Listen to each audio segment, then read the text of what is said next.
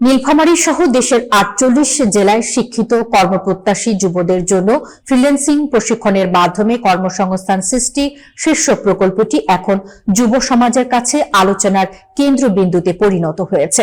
নীলফামারী প্রতিনিধি মোহাম্মদ রাব্বি রহমান জানান, যুব ও ক্রীড়া মন্ত্রণালয়াধীন যুব উন্নয়ন অধিদপ্তরের বাস্তবায়নে পরিচালিত এই প্রকল্পের লক্ষ্য হল দক্ষ জনশক্তি তৈরি, আত্মকর্মসংস্থান সৃষ্টি এবং বেকারত্ব দূরীকরণ।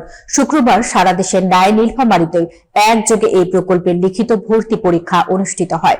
শনিবার ২০ ডিসেম্বর অনুষ্ঠিত হবে মৌখিক পরীক্ষা।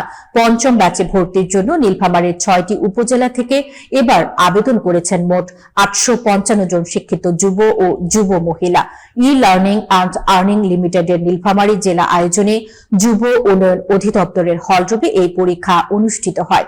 পরীক্ষার কার্যক্রম সরেজমিনে পরিদর্শন করেন যুব উন্নয়ন অধিদপ্তরের যুগ্ম সচিব ও প্রকল্প পরিচালক মানিক হার রহমান।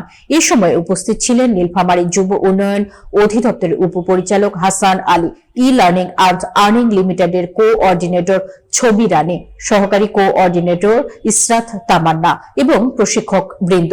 পরীক্ষার্থী রাকিবা সুলতানা ও মানিক ইসলাম জানান, ফ্রিল্যান্সিং পরীক্ষায় উত্তীর্ণ হয়ে গ্রাফিক্স ডিজাইন, ডিজিটাল মার্কেটিং ও সফট স্কিল বিষয়ে ৩ মাস ব্যাপী প্রশিক্ষণ নেওয়ার লক্ষ্যেই তারা অংশগ্রহণ করেছেন।